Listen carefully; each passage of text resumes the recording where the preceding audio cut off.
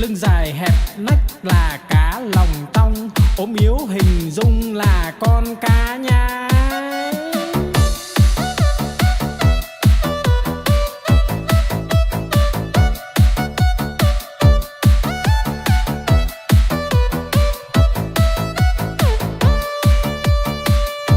No lòng phĩ dạ là con cá cơm, không ướp mà thơm là con cá ngát.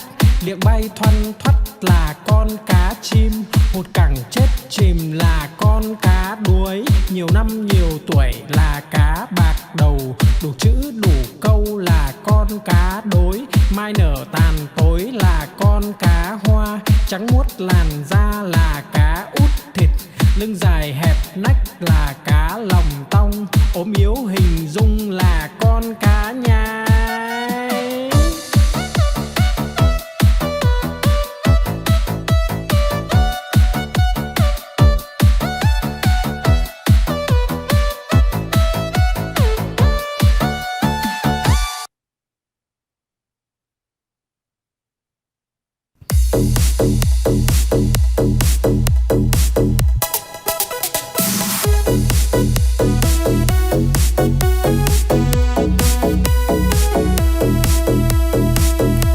Bướm bay bướm lượn, bướm đậu nhành hoa, khoe đôi cánh đẹp rực rỡ muôn màu. Bướm bay bướm lượn, bướm đón mùa xuân, vàng xanh đỏ tím. Bướm bay dợp trời,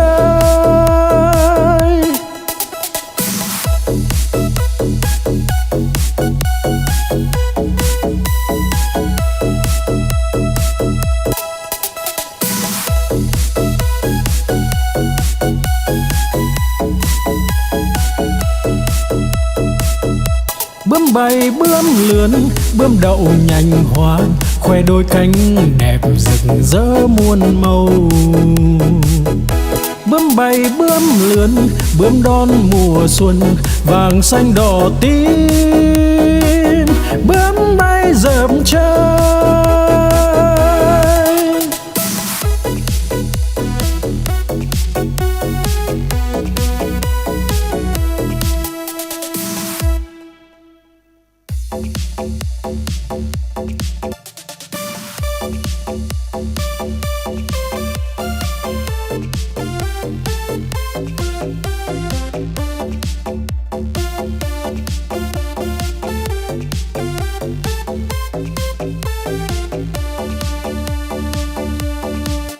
con cua mà có hai càng, đầu tai không có bò ngang cả đời.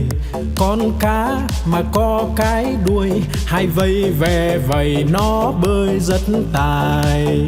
Con rùa mà có cái mai, cái cổ thụt ngắn thụt dài vào da. Con voi mà có hai ngà, cái vòi nó cuốn đồ nhà đồ cây. Con chim mà có cánh bay, bay cùng Nam Bắc Đông Tây tỏ tường.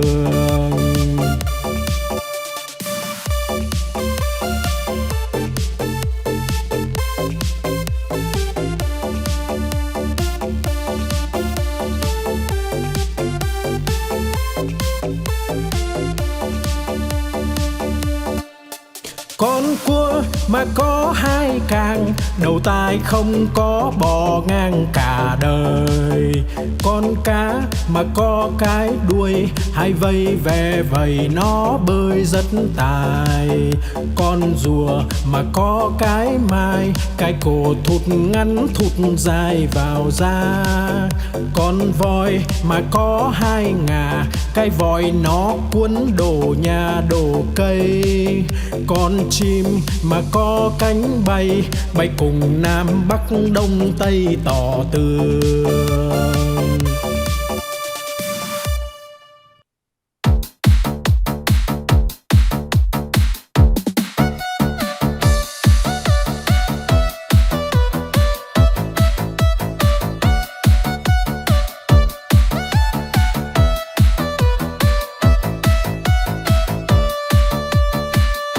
No lòng phĩ dạ là con cá cơm, không ướp mà thơm là con cá ngát, liệng bay thoăn thoắt là con cá chim, hột cẳng chết chìm là con cá đuối, nhiều năm nhiều tuổi là cá bạc đầu, đủ chữ đủ câu là con cá đối, mai nở tàn tối là con cá hoa, trắng muốt làn da là cá út thịt, lưng dài hẹp nách là cá lòng tong, ốm yếu hình dung là con cá nhái.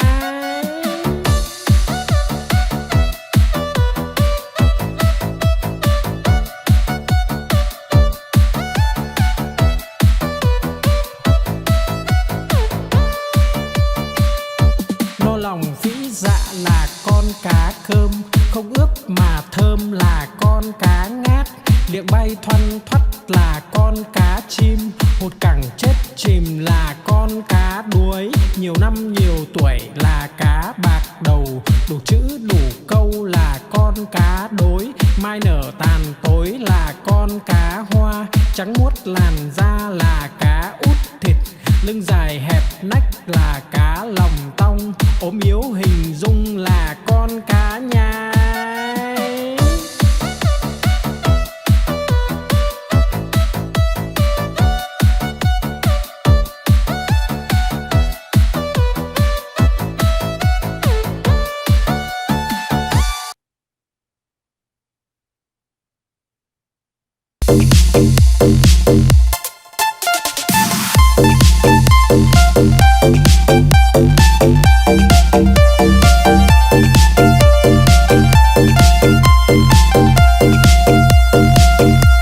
Đi cầu đi quán, đi bán lợn con, đi mua cái xong đem về đun nấu, mua quả dưa hấu về biếu ông bà, mua một đàn gà về cho ăn thóc, mua lược chải tóc, mua cặp gội đầu, đi mau về mau kẻo trời sắp tối.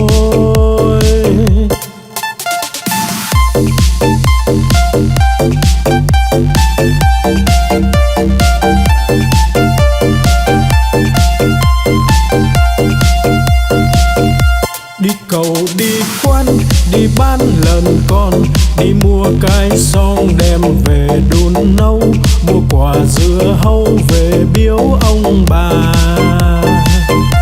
mua một đàn gà về cho ăn thóc, mua lược chải tóc, mua cặp gội đầu, đi mau về mau kẻo trời sắp tối.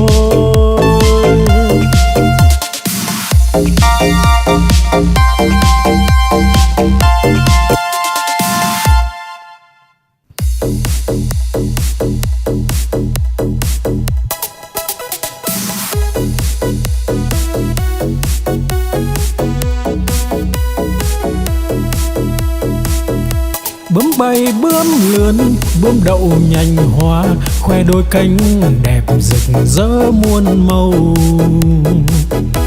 Bướm bay bướm lượn, bướm đón mùa xuân, vàng xanh đỏ tím, bướm bay dợp trời.